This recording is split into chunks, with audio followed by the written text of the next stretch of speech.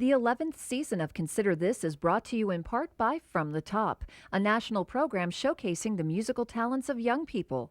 From the Top can be heard on KVNO Classical 90.7 each Saturday at 6 p.m.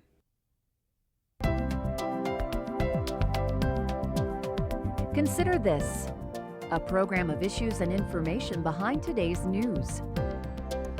Once again, from the campus of the University of Nebraska at Omaha, here is your host, Kathy Wyatt. Kids are resilient. They'll bounce back. Those are words of encouragement from people when discussing children of divorce. Hi everyone, I'm Kathy Wyatt. Welcome to this week's edition of Consider This. Our topic, divorce, specifically the day-to-day impact on children. Joining us to talk about that is Kathy Schweitzer. She's a therapist who works with kids inside and outside the public school system. Thank you so much for joining us and welcome. Thank you. I want to start off by talking a little bit about how we are all very well intended, wanting to do what's in the child's best interest. But oftentimes a complete stranger, in most cases a judge, makes decisions that have a lifelong impact on the parents, yes, but the children too. And I'm wondering, what your thoughts are on that as we kind of start this interview today. Well, Kathy, as we know, divorce is a very difficult and complicated and emotional situation for any family going through this type of thing. Unfortunately, more oftentimes than not, these proceedings end up in a courtroom rather than being able to be solved outside of a courtroom. And you're right, oftentimes somebody that's a complete stranger to the family, a judge, has to make some decisions about what to do with the kids. While attorneys are very well intentioned, they each represent a very different side and see the situation through their client's eyes and the biases and the perspectives that are coming from each side, presented to the judge, who has to kind of sort his way through all that stuff, or her way through that stuff, and make a decision based on all that information. And sometimes it does work out. I've seen cases where the judges make good decisions and things work out, but more often than not, it becomes very complicated, and it does impact the children and what happens in their day-to-day life.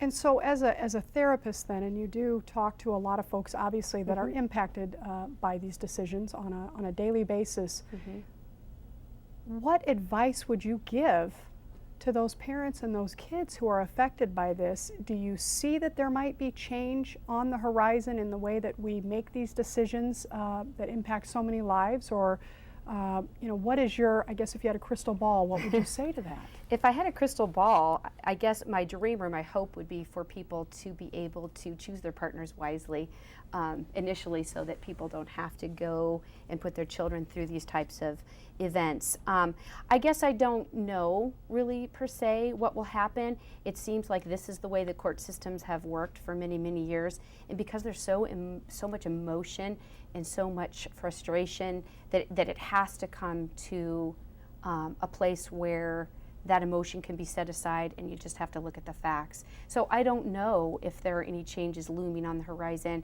I think what's becoming more acceptable, it seems like, at least in the therapeutic world, would be that parents seem to be a little bit more open about discussing their problems and bringing them to the forefront.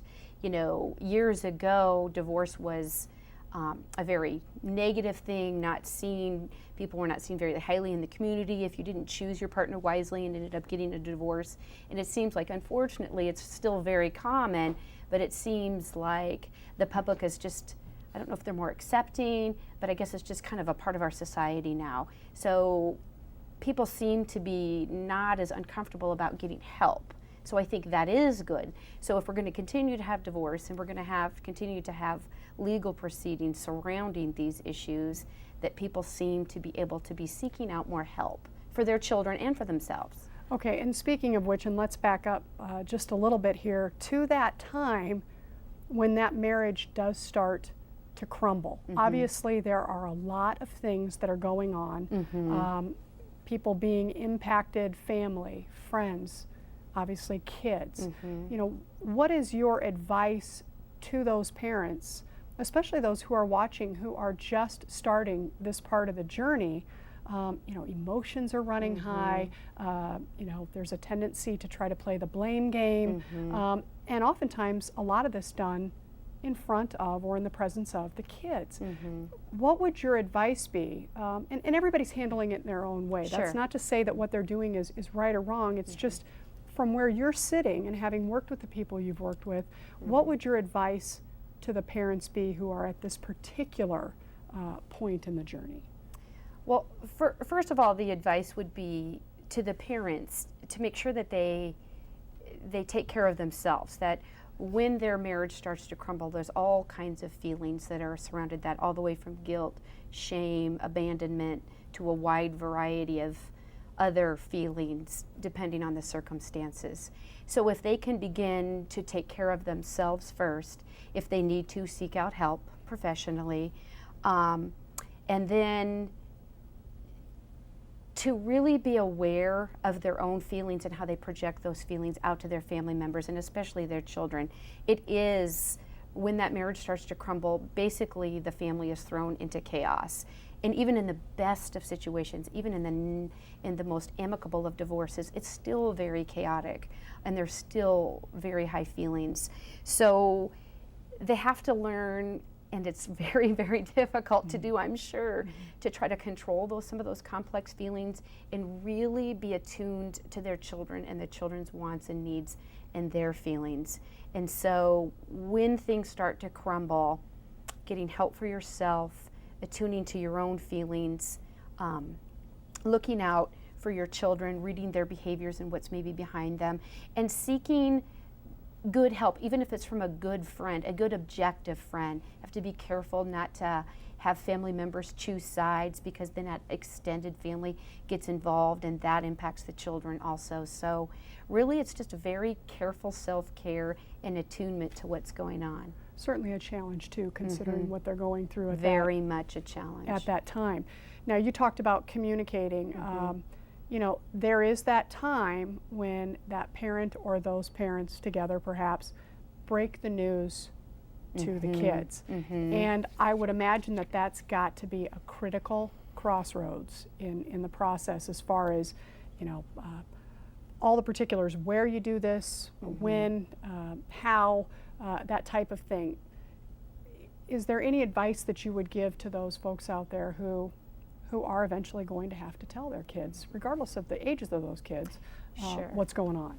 Well, I would like to break it down for you, because at different age levels, there are different ways to handle the situation. My advice to parents would be that children are soaking up and listening to everything. So if you think that your children don't know what's going on, you're probably mistaken. They're probably very well tuned in to what's going on. They might not have the language of the words, the divorce, the separation, those kinds of vocabulary words, but they feel it, they sense it. When you look at really little kids, infants and toddlers below 2, they really have no, they certainly think and feel, but in terms of explaining something about a divorce or a separation to a 2-year-old or younger is not really going to have much impact. Basically, for very, very small children, continuing to bond with them and snuggle with them and reassure them and tuck them in and do all those good parenting things. When you start to move into the preschool level, like kids who are ages 3 to 5, they very much know and have heard, just because it's in the community, it's in their little preschool classrooms, they've heard that word divorce. But sitting down with them in a calm environment, when the parent is calm and put together and ready mentally to have that conversation, and explaining to them in a very concrete way, Mommy and Daddy are not getting along anymore, and Mommy loves you and Daddy loves you, and you know what? Mommy and Daddy are not going to live in the same house anymore. But guess what? You're going to do, whatever the stipulations are about where they're going to spend their time. They need no details. They need no comments. They need really no in-depth explanation. Just that maybe Mommy and Daddy are not getting along anymore, and it's better for us to not live together anymore. And really, that's it. Just a very basic, simple, concrete explanation. Then following that, constant checking back of feelings, constant reassurance of their safety. Kids at that age, I have to be safe. This is my room, this is my bed. I don't know about that room or that bed. So that constant reassurance, but no details, just very concrete. When you move up developmentally, when you get to school age children, anywhere from 6 to 8 to 10 to 12, before those adolescence year, almost the same advice would ring true. Telling the kids in a very calm, when you're calm, you can do it either apart or together. My advice at that age would be to make sure that the message is the same, that mom's saying the same message as dad, because sometimes those stories are not exactly the same. So really trying to have those parents work together about the story that they're going to tell these kids, but really a very simple explanation, very concrete. And then at that age, they start to think, is it my fault? If I'm a better kid, they'll come back. They kind of get into that fantasy thing. I'm the man of the house now. They start to be more fearful about what's going to happen to me, which seems very self-centered, but that's at the developmental stage that they're at. So it really, again, is all about them. And again, attuning to their feelings after you have told them to constantly reassure them that they will be safe and loved. When kids move into their adolescent years, it seems as though parents think that they need more information. And I don't know why. I think sometimes parents get wrapped into that they need to know the details so that they really understand what's going on, because they see those kids as maybe more mature really than they really are, but they're just teenagers. My advice would be to, again, give them a very simple explanation as to what's going on, and don't burden them with the details. That is a burden to an adolescent. If they know that mom went out and had an affair, or dad went out and had an affair, or this happened, or 20 years ago, or whatever, parents will burden their children with all of that information, and they have to carry that around for the rest of their lives. And why do they do that, I guess, becomes the question. Why is it this need to try to make sure that they're aware of why are parents doing that to the kids? You know, it's fascinating why they do it. I think they feel like they owe their child a story, an explanation, because they're feeling so guilty, and so maybe even at times very shameful about the situation. And when you have those feelings, you tend to act on them, and sometimes in inappropriate fashions, where you start to try to have your child be on your side versus your spouse's side. So kind of circling your wagons almost, and you're going to be on my side and I love you more, and I'm going to tell you what your dad did, or I'm going to tell you what your mom did, and look at how they've hurt us. And it just seems like once those kids get a little bit older, they feel that need to tell that story, and really it would be so much better if they didn't burden their children with all of those details. So what do they tell them instead then? If What do they they feel tell the them need to instead? talk to them, what are they going to tell them instead? What they need to tell them instead is just, you know what, we no longer get along, and be very frank with them. They're old enough to hear and see and know, and they're well immersed into the language and vocabulary about divorce and separation, and probably they know people or have friends that have had similar situations, and then they have all of those stories, and then they have to have their own story about it. So really it's just very simple. If parents keep things very simple and very concrete and very basic about the story, we're not going to live together anymore, this is what's going to happen, we're going to have you be here on these days and here on these days, and just leave it at that. But then once again, in that follow-up, that daily interaction that you're having with these kids, to just attune to their feelings and check on them regularly, because even if they're older, even if they're 16, 17, 18, and we think they're big, they're still concerned and have fears about their safety, and if somebody's going to love me, and who's going to take care of me, and what's going to happen to my family. Okay, now just one follow-up to that, because I know the parents that are watching are saying, you know, that's fine, but my child has an inquiring mind. And the question that generally comes back when I say we're not going to be able to live together anymore is why? Why? Why? That's the notorious follow-up with kids of almost any age. What do you advise that parents, or how do you advise parents to respond to that? Well, my advice would be you have to answer the question why, and they will ask you why all the way down to when they're 3. And again, developmentally, you have to decide as a parent how much information you're going to share. The more basic, the better. But I guess you really have to know your kid and what you think they need to do. But I think you just always have to circle back to, you know what, when two people love each other and then conflicts come up, then this is sometimes what happens. Just and maybe make some analogies about their friendships that they have in their life. When you have a fight with your friend, you have a falling out, and that friendship can no longer be repaired. And that is where, you know, your father and I are at this point. And then that constant reassurance. And they probably will ask why, and they will probably press you for details. And that's really when a parent has to be very strong, because they just simply don't need to know all that stuff. It will not benefit them. Okay. All right. And so we've gone through the process a little bit here. We do have a graphic that we're going to put up on the screen for our viewers to take a look at. It is the warning signs of a child who is not necessarily coping well with the news, with the process, whatever the case may be. Could you walk through those warning signs for us? Sure. Before I walk through the warning signs, I just want to let you know, Kathy, that kids are going to have behavioral issues when this divorce or this separation occurs. And what I advise parents is you have to know your child, and then when things start to move out of the realm of normal for that child, then these are the warning signs that seem to be in excess now. So have to keep that in mind. Wonderful. Yeah. Okay, so we'll put that back up for folks, and you sorry. can just walk through each one. Sleep disturbance, from the very young to the very old. Sometimes kids who are now having to sleep in different places, they may not have a bed, they may not feel comfortable or safe in a new environment. So any kind of sleep disturbance would be a warning sign that they're not coping very well, or even sleeping too much.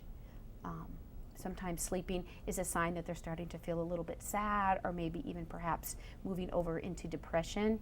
So you have to really watch the sleep patterns. Clinginess, this would probably apply to the younger ages, but even up into school age, they become overly clingy to you. Children that usually have no trouble with coming and going, you go to the grocery store, I'll be back in 20 minutes, you'll be fine, have this big overreaction and want to be by you and hang on you, and you can't leave me and don't leave me, and these dramatic, sometimes temper tantrums. So anything outside of what you would consider normal. Crying. Kids are going to cry. Big kids, little kids will cry. Sometimes they will cry in front of you, and sometimes they will cry quietly in their room.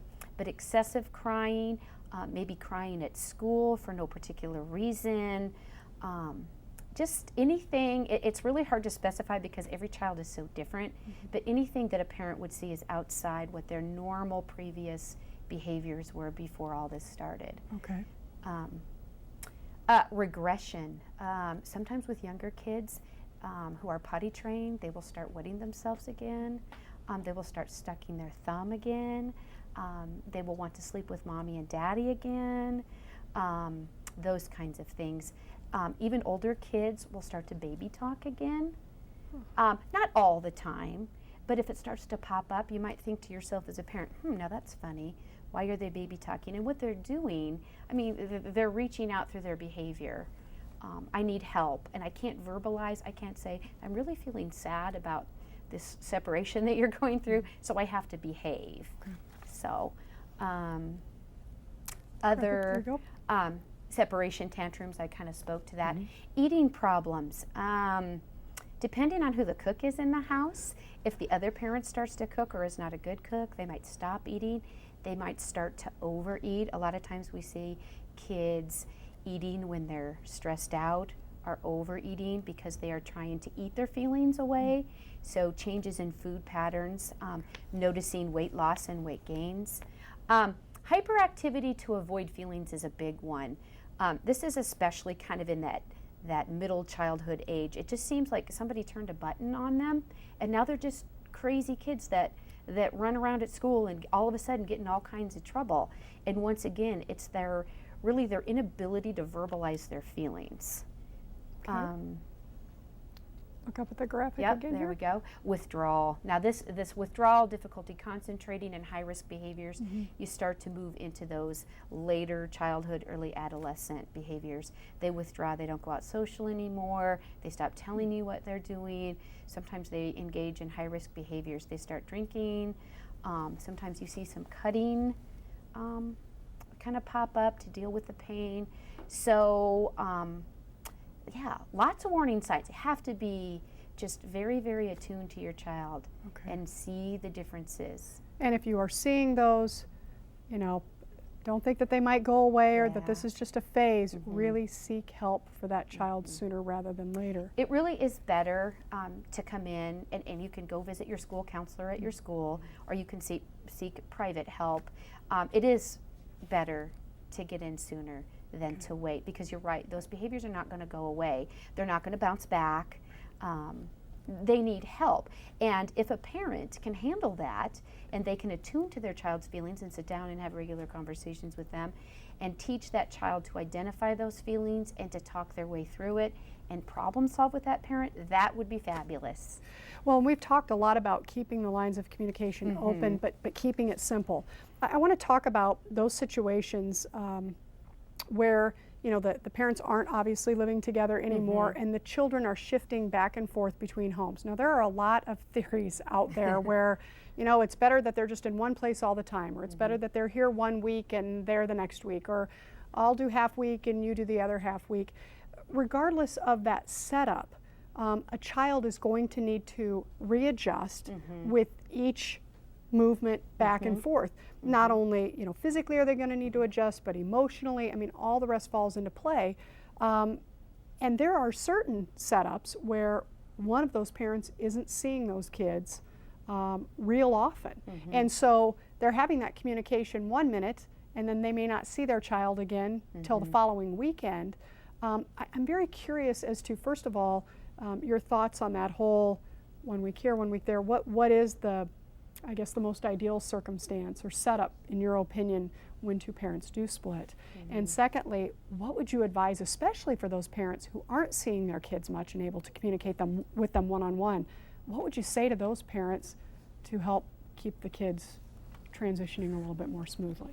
Okay. Well, usually no one gets to decide, except for a judge, about who's going to spend what time where. So I guess my advice is to for the parents to try and make the routine, the new routine, as simple and as clear-cut as possible. Sometimes they get into these crazy every other day, 3 days here, 4 days there. If the time has to be split, which is oftentimes what it is, sometimes it's better, you know, to do it by week. It really just depends on the child and the family and what everybody is going to be able to handle. In terms of maintaining communication, it would be nice if, while kids are at each other's houses, you know, at mom's house or at dad's house, if they are able to call back and forth and check in. Because you're right, if you go from a weekend of a visit to now I don't get to see you for maybe a week or two or perhaps even longer, it really strains the relationship. And so in my perfect world, I would advise people, if they can handle it, to allow for the children to communicate back and forth, either through notes or letter writing or email or phone calls on a more regular and frequent basis. But let's say we have a setup that's not perfect, and more oftentimes they're not, especially if you have a parent who's saying, no, when you're here on my time, it's my time. And, you know, I'm talking about those maybe a little bit more extreme cases. But what do you, as that parent, do to make sure that your child, because a lot of times it's just a matter of not knowing, you know, what advice do you have for that group of individuals out there who does not have that scenario that you described? It's really hard. I'm not sure what I would tell them. I guess they just really have to work hard when they have that time to be as involved and up to date as they can with their kids. And rather than leaning towards, we're going to go out and have a whole bunch of fun and you don't see me very much, so we're going to do all this fun stuff because I'm going to show you that I'm a good parent, to really spend just time, quality time with them, sitting around the kitchen table and really spending that time catching up and reassuring that child that I'm here for you, I'm listening to you. I don't get to see you very much, but I care about every detail and every story that you have had. So sometimes the parent who doesn't get to see that child needs to relax and just spend time with them and not turn this into kind of a production when the kids come over. Or feeling stressed or guilty because they're not Right. able to see them as often. Right. So Right. just knowing that they should be the parent that they've always been, even though they'll have a shorter amount of time. I want to switch gears. We just have a little bit of time left Okay. to the school system. Okay. In general, for people that are going through this process, for the parents going through the process, what can they expect when that change occurs as far as the school system goes? What would you tell them is the general scenario, if you will, for communication and so forth when it comes to their kids?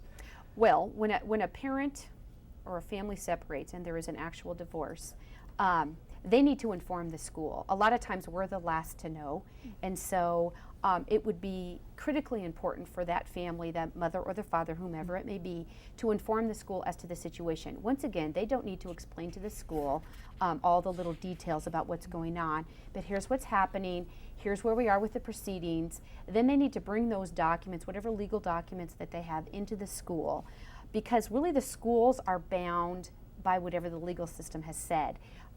The schools cannot and will not release anything unless we have something in writing. A lot of times we get the parent who says, well, we're getting a divorce and this is what the judge said, but I'm not following that, so would you just do that? And I've had to explain time after time, I feel for you and I understand it, and I'm glad that things are going well between you and your spouse, but you have to understand that I have to follow this legal document. So really it comes down to providing the documents, and then once we have them, it's remarkable how easy it is to get the information. School systems can, through their computers, send out copies of doubles of everything.